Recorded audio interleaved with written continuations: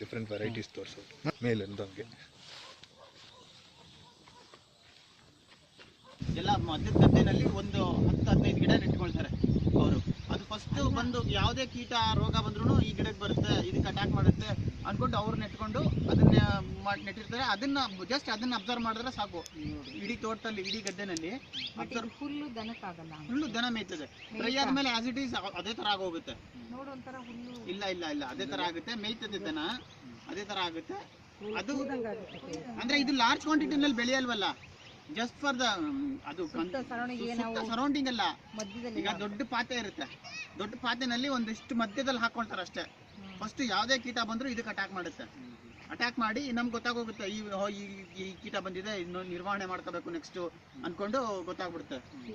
ಆವಾಗ ನಾವು ಅದನ್ನ ಮುನ್ನೆಚ್ಚರಿಕೆ ಕ್ರಮವಾಗಿ ಮುಂದಕ್ಕೆ ಬೇರೆ ಗದ್ದೆಗಳಿಗೆ ಹರಡದೇ ಇದ್ದಂಗೆ ನೋಡ್ಕೊಬಹುದು. ಇಡೀ ಗದ್ದೆನ ತಿರುಗಾಡಿ ಸುತ್ತಾಡಿ ನೋಡೋಕ್ಕಿಂತ ಇದೊಂದನ್ನ ನೋಡ್ಕೊಂಡ್ಬಿಟ್ರೆ ಆ ತರ ಆಗುತ್ತೆ. ಡಿಫ್ರೆಂಟ್ ವೆರೈಟೀಸ್ ತೋರಿಸೋದು ಮೇಲಿಂದ ಹಂಗೆ